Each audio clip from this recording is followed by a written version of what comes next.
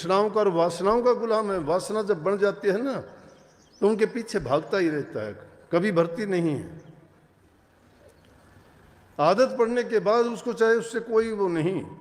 एक आदमी को किसी को धन इकट्ठा करने की जरूरत पड़ गई, कभी विचार किया करो, जब किसी के इनकम टैक्स के इनके छापे पड़ते हैं ना तो उनके घरों से कितने कितने नोट निकलते हैं, टीवी में देखे होंगे ना।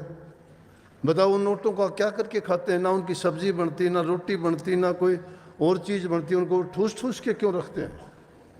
वो काम नहीं आए ना, काम आए उसको दुख देने का। उनको दुख देने का काम आया कि नहीं? उनको जेल हुई, सजा हुई, बदनामी हुई, किसने करवाई? किसने करवाई? धन ने करवाई। जिस धन के लिए भागे फिरते हो, चोरी करते हो, झूठ बोलते हो, पाप कर्म करते हो, गलत रास्ते से उसका संचय करते हो, और वो फिर तुम्हें क्या सुख देता है? दुख दिया उसने। उनसे बच जाओगे, चोर ले जाएगा तो भी दुख कि हाय मन तो जोड़े थे, चोर ले गया। अगर चोर का हाथ नहीं लगा तो बीमारी रोग ऐसी लग जाएगी, डॉक्टर ले जाएंगे सारा।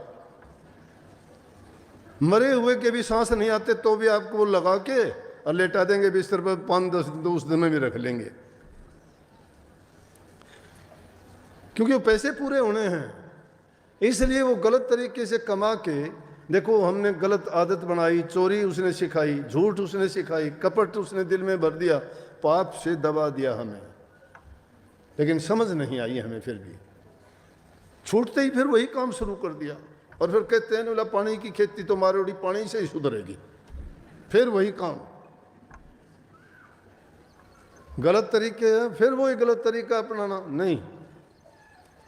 संत कहते हैं अब तो सोच समझ के न चाल, गलती में भैया बनी सो बनी। जो गलती में हो गई उसको भूल जाओ, अब सोच समझ के चलो। वो वक्त हमारे पास है सोचने का, समझने का। इंसान का चोला मिला है, अपनी तुलना करके देखो। दुनिया के 84 लाख के जीव जंतु पशु पक्षी जितने भी हैं, हम सबसे उत्तम हैं, इंसानों में भी सबसे उत्तम है।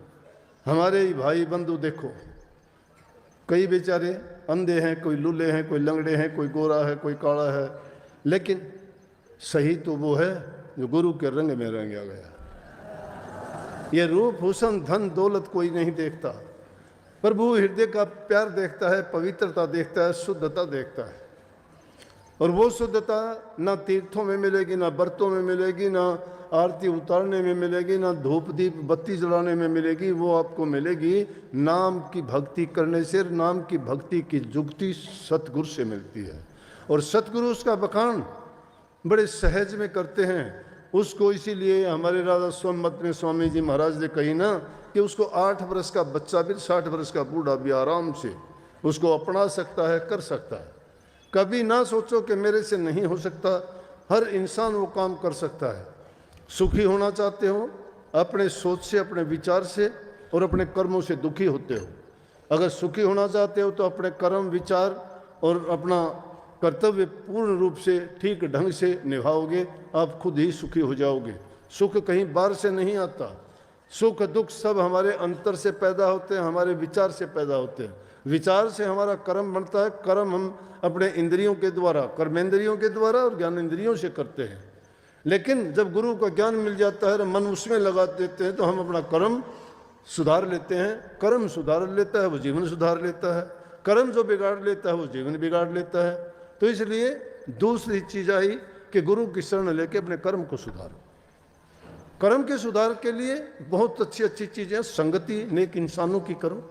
दुष्ट आदमियों की संगति कर लोगे, तुम्हारा कराया कराया 2 मिनट में नाश कर देंगे। क्यों? कि सोचने की बात है, एक चीज बनाने के लिए तुम्हें कितनी मेहनत करनी पड़ती है। एक चीज जब बनाते हो कितनी चीजें, अब ये शेड बनाने के लिए देखो क्या क्या काम करने पड़े होंगे। पैसे की जरूरत पड़ी, इसके लिए लोहे की जरूरत पड़ी, मिस्त्री ने काम किया, जाके ये चीज़ कहाँ कहाँ से ले आए, कितने दिन में जोड़े, इसके बनाने में साल 6 महीना लग गया। और अब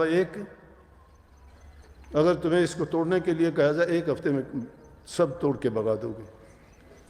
किसी चीज़ को बर्बाद करने के लिए टाइम नहीं लगता, आबाद करने के लिए बड़ा टाइम लगता है। दुर्गुण अपने आप इस तरह से आ जाते हैं, लेकिन अच्छे गुण अपनाने के लिए आदमी को बहुत मेहनत करनी पड़ती है।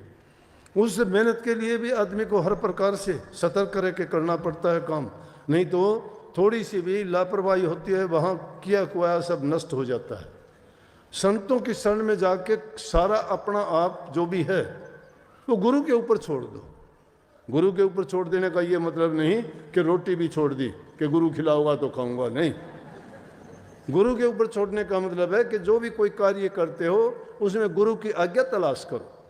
गुरु ने जो ज्ञान दिया है उसमें कोई हमारे लिए ऐसी बात तो नहीं बताई कि गुरु के बताए हुए काम के विरुद्ध हम काम करते हैं या वो निषेध कर्म करते हैं जिसको गुरु ने कहा कि ऐसा ना करो। अगर ऐसा कर्म करते हैं तो इसका मतलब हमने गुरु की बात नहीं मानी, क्योंकि अपना मन जब तक गुरु के मन के अधीन नहीं करोगे तब तक तो ये दुख यूं ही भोगने पड़ेंगे। तब तक ना कोई भजन बनेगा, न सुमन बनेगा, ना कोई अभ्यास बनेगा। गुरु की शरण में जब गए हो तो अपना तन मन धन हर प्रकार से गुरु के समर्पित हो जाओ। और समर्पित होने का मतलब होता है कि आदमी